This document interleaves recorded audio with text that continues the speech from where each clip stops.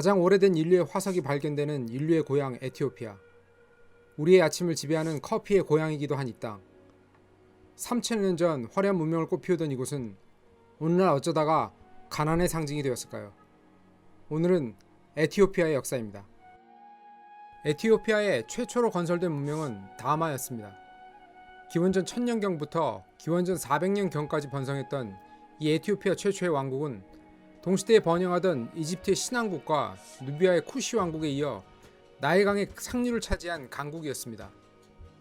에티오피아의 전설에 따르면 이 시기 에티오피아의 이웃나라를 다스리던 시바의 여왕은 솔로몬 왕이 다스리던 유대 왕국을 방문하였고 그때 솔로몬의 아이를 잉태하였다고 합니다. 그리고 이 아이가 돌아와 에티오피아의 왕이 되었습니다. 이것이 에티오피아 왕가의 기원이라고 전해지고 있죠. 물론 역사적으로 증명된 이야기는 아닙니다. 기원전 400년경 다마 왕국은 분열되고 혼란의 시기가 찾아왔습니다. 거의 300년간 이어진 이 혼란의 시기에 등장한 도시국가 한 곳이 다른 세력을 모두 무찌르고 기원전 100년경 에티오피아 전역을 통일하니 그것이 바로 에티오피아의 통일왕조 악숨입니다. 악숨은 에티오피아 고원지대를 통일하고 서기 100년경에는 오늘날의 에티오피아가 되는 지역 모두를 장악한 강자로 부상합니다. 홍해에 이르는 지역까지 모두 영토로 삼은 악숨 왕국은 무역의 요지인 바브 엘만데브 해협을 틀어주게 되면서 경제적으로 번영을 누리게 됩니다. 당시 바브 엘만데브 해협은 지중해와 이집트 지역에서 인도양으로 나아가는 거의 유일한 무역 통로였기 때문에 이곳을 통제하고 있는 악숨 왕국은 돈방석에 앉게 되었습니다. 로마 제국도 악숨의 허락 없이는 인도양으로 이어지는 무역에 끼어들 수 없었으니 그 위세는 대단했겠죠. 서기 3세기경 페르시아의 종교 마니교의 창시자 마니는 자신이 살았던 시대를 대표하는 4대 제국으로 페르시아, 로마, 한나라 그리고 바로 이 악숨을 꼽았습니다. 그 정도로 에티오피아는 이 시대를 대표하는 위대한 문명이었습니다. 서기 325년 악숨의 왕 에자나는 기독교를 개종하고 기독교를 국교로 선포하였습니다. 아프리카 최대의 기독교국 에티오피아의 기독교 역사가 시작되는 순간이었습니다. 에자나 대왕은 악숨의 위대한 군주였습니다. 서기 350년경 그는 북쪽의 쿠시를 복속시키고 이집트와 국경을 마주한 대제국을 건설하였습니다. 에자나 대왕의 시대에 시작된 악숨의 전성기는 6세기 초 칼렙 대왕의 시대에 절정을 이루었습니다. 이때 악숨의 영토는 홍해를 건너 아라비아 반도 남단, 즉 오늘날의 예멘에 이르렀습니다. 악숨 왕국의 위기는 아라비아 반도에서 찾아왔습니다. 모하메드가 창시한 이슬람이 국가로 성장하면서 이내 아라비아 반도는 물론 아프리카 북단과 페르시아까지 장악하게 되었던 것입니다. 이는 무역으로 먹고 사는 악숨 왕국에게는 치명적이었습니다. 이제 악숨은 인도양과 지중해를 이어주던 무역로의 주인이었던 갑의 입장에서 이슬람 제국의 눈치를 봐야 하는 을의 입장으로 전락했던 것이었습니다. 실제로 악숨은 홍해 무역의 주도권이 이슬람에게로 넘어가 버리자 쇠퇴하기 시작했습니다. 그리하여 종국에는 왕국이 처음 출발했던 에티오피아의 고원지대를 중심으로 간신히 명맥만 유지하는 약소국으로 전락했습니다. 게다가 악숨의 영향력에서 벗어난 북쪽 지역에는 알로디아라고 하는 신생 왕국이 들어서 악숨을 압박했습니다.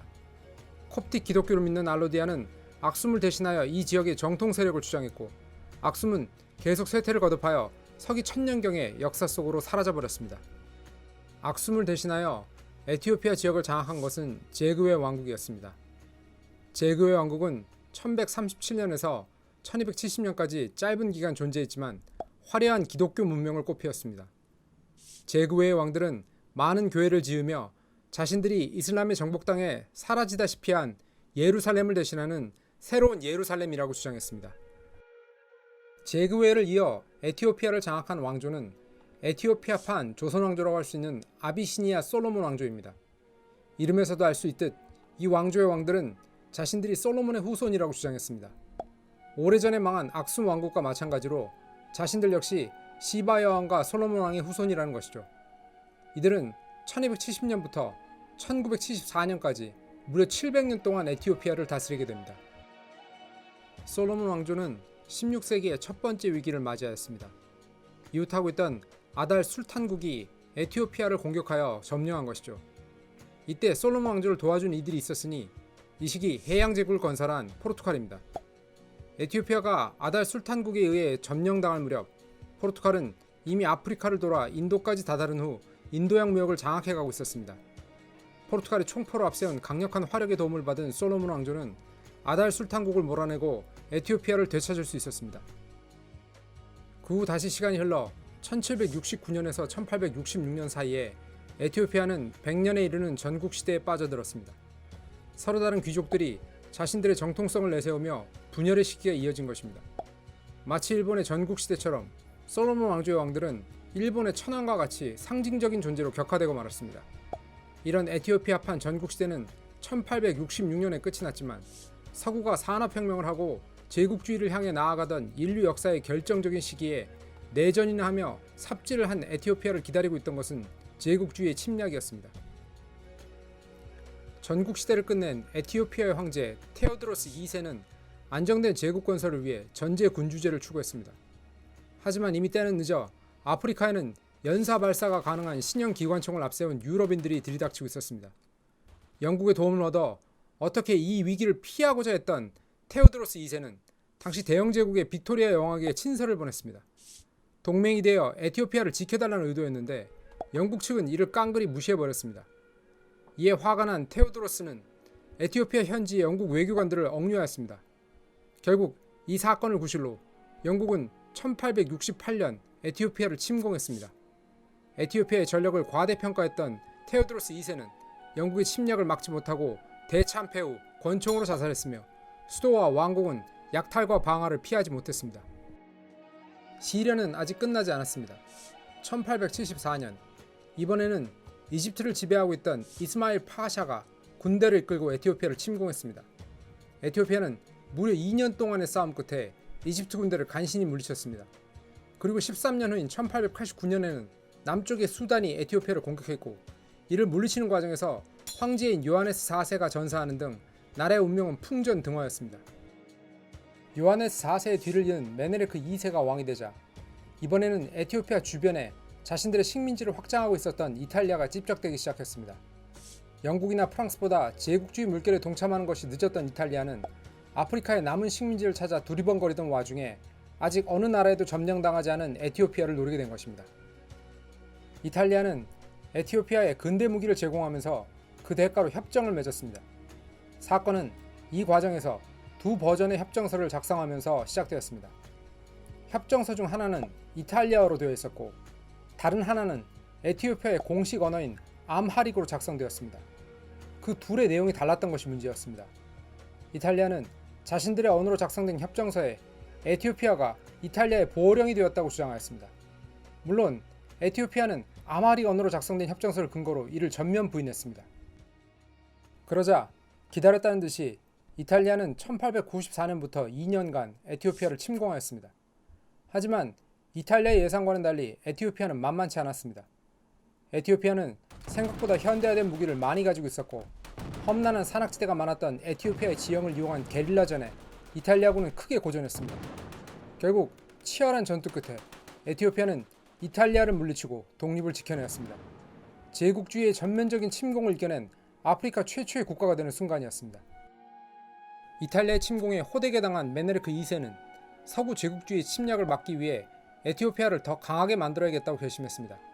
어떻게? 바로 에티오피아의 영토를 넓혀 제국을 건설하는 것이었습니다. 메네르크는 에티오피아의 주변에서 오랫동안 에티오피아를 괴롭히던 이슬람 부족들을 정복하였습니다. 나름 근대적인 무기로 무장한 에티오피아의 정복은 성공적이었지만 이 과정에서 이슬람 부족들에 대한 무자비한 학살도 이루어졌습니다. 그리고 결과적으로 기독교 인구 못지않게 증가한 에티오피아의 이슬람 인구는 21세기 에티오피아 분열의 씨앗이 되었습니다. 메네르크 2세의 개혁은 전면적인 근대화 정책도 포함했습니다. 서유럽에서 근대 무기를 수입하고 외국 자본을 통해 철도를 부설했으며 통신시설을 확장했습니다. 그리하여 20세기 초가 되자 에티오피아는 서구만큼의 근대 국가는 아니었지만 서구 제국주의 국가들이 손쉽게 정복할 수 없는 나름 강단 있는 나라가 되었습니다. 그런데 한번 에티오피아를 침공했던 이탈리아는 에티오피아를 쉽게 포기하지 않았습니다. 두 나라 사이의 전쟁이 끝난 후 40년이 지난 1935년 이탈리아를 지배하고 있던 파시스트 독재자 무솔리니는 무려 50만의 병력을 파병해 에티오피아를 다시 공격했습니다. 이것이 제2차 이탈리아의 에티오피아 침공입니다. 이번에도 에티오피아인들은 치열하게 저항하였지만 전차와 공군을 앞세운 이탈리아를 격파하기는 역부족이었습니다. 그리하여 1936년에서 1941년에 이르는 기간 동안 에티오피아의 주요 도시는 이탈리아의 통치를 받게 되었습니다. 하지만 라이베리아와 더불어 아프리카에 둘밖에 없는 독립국 지위를 누리던 에티오피아는 결코 쉬운 나라가 아니었습니다. 에티오피아의 산악지대로 숨어든 저항 세력은 주요 도시를 장악한 이탈리아 침략군을 괴롭히며 침략자들이 에티오피아를 마음대로 하도록 내버려 두지 않았습니다. 또한 에티오피아 황제였던 하일리 셀라시는 영국으로 망명하여 영국 정부에게 에티오피아를 해방시켜 줄 것을 요청하였습니다. 다행히 제2차 세계대전이 발발하고 연합국이 무솔리니의 군대를 격파하기 시작했습니다. 이 여세를 몰아 셀라시는 1941년 영국군을 이끌고 들어와 이탈리아를 몰아내었습니다. 에티오피아는 이탈리아의 식민지였던 에리트리아까지 병합하여 더 넓어진 영토와 함께 독립을 되찾았습니다. 독립한 에티오피아를 다시 통치하게 된 황제 하일리 셀라시는 에티오피아의 현대화를 추구하였습니다. 1942년까지 에티오피아에서 유지되던 노예제를 폐지하고 근대적인 대학교와 교육기관을 세웠으며 철도망을 확장시켰습니다. 1955년에는 입헌군주제에 가까운 헌법도 도입했습니다. 그 결과 이 시기 에티오피아는 개발도상국 이상의 지위를 누리며 당시 아시아의 최빈국으로 북한의 침공까지 받게 된 우리 대한민국에 파병을 하는 여유를 보이기도 했습니다. 이런 성과를 바탕으로 셀라시는 아프리카의 리더로 떠오르게 되었고 아프리카 밖에서도 그를 흠모하는 흑인들이 늘어났습니다. 하지만 하일리 셀라시의 치세 말기인 1973년 오일 쇼크가 전 세계를 덮쳤습니다. 설상가상으로 비슷한 시기에 에티오피아에는 세기말적인 가뭄이 찾아오기 시작했습니다. 경제 위기와 자연재해가 겹치면서 황제에 대한 국민들의 신망과 지지는 땅에 떨어졌습니다. 이때 소련의 지원을 받은 사회주의 군부 세력은 쿠데타를 일으켰고 1974년 하일리 셀라시는 폐위되고 말았습니다. 그리고 700년을 넘게 이어져오던 솔로몬 왕조도 끝이 났습니다. 폐위된 셀라시는 이후 가택 연금 상태로 있다가 1975년에 군부에 의해 목이 졸려 질식사를 당하면서 파란만장한 생애를 마쳤습니다. 에티오피아 인민공화국을 선포한 맹기스투 하일리 마리암은 소련과 쿠바의 지원을 받아 자신의 정치적 기반을 다지고 정적을 숙청했습니다. 붉은 테러라고 불리는 1977년에서 78년 동안 맹기스투는 최대 75만 명에 달하는 정적들을 학살했습니다. 이 시기 또 다른 재앙이 에티오피아를 덮쳤습니다. 1983년에서 85년에 발생한 대규모 기근으로 무려 120만 명이 목숨을 잃었습니다. 20세기 후반 에티오피아를 덮친 고질적인 가뭄에 사회주의 정부의 개판 정치가 합작으로 불러온 재앙이었습니다. 전국의 혼란과 더불어 지독하게 이어진 가뭄으로 인해 에티오피아는 전 세계의 기아의 상징으로 알려졌습니다. 한편 부패하고 무능한 맹기스투의 정권을 견디다 못한 세력 중에 티그레이 지역의 군부가 있었습니다. 이들은 1991년 다시 한번 쿠데타를 일으켜 맹기스투를 몰아냈습니다. 맹기스투는 짐바브웨로 도주했고 티그레이 군부가 주축이 된 혁명정부는 임시정부를 세우고 민주화를 주도했습니다. 그리하여 1995년 마침내 에티오피아의 의원 내각제를 기반으로 하는 민주주의 정부가 수립되었습니다. 오랜 시련 끝에 찾은 안정이었습니다. 이후 2018년까지 에티오피아는 비교적 안정적으로 나라가 유지되었습니다. 여전히 가난한 나라였지만 적어도 사회주의를 표방하던 독재자 맹기스투의 시대보다는 명백히 나은 삶을 살게 되었습니다. 하지만 불안 요소는 여전했습니다. 에티오피아의 안정은 기본적으로 티그레이 군부의 압도적인 세력에 의존한 것이었습니다. 티그레이 군부는 전국을 주도하며 다른 지역의 부족 세력을 억눌렀습니다. 전통적으로 에티오피아 인구의 다수를 차지하며 중심 세력을 이루는 아마릭 계열도 티그레이 세력의 도움 없이는 전국을 이끌 수 없었습니다. 그러던 2018년 이후 에티오피아의 중앙정부가 티그레이 세력과의 결별을 시도하며 에티오피아의 전운이 감돌기 시작했습니다. 에티오피아 정부는 오랫동안 사이가 좋지 않았던 에리트리아와 손잡고 티그레이를 양쪽에서 군사적으로 공격했고 티그레이 지역 정부는 이에 반발해 무력 저항에 나서면서 에티오피아는 내전에 돌입했습니다. 에티오피아 내전은 어쩌면 오랜 세월 전제군주제와 사회주의 독재 정권 아래서 잠들어 있던 기독교와 이슬람교 간의 갈등 그리고 부족 간의 대립이 본격적으로 시작되는 신호탄일지도 모릅니다. 그런 이유로 에티오피아가 과거의 영광을 되찾고 인류의 시원지라는 이름에 걸맞는 이미지를 회복하려면 아직도 많은 세월이 필요할 것 같습니다. 과연 에티오피아의 미래는 어떻게 될까요? 시청해주셔서 고맙습니다. 또 다른 유익한 이야기로 다음 시간에 찾아뵙겠습니다.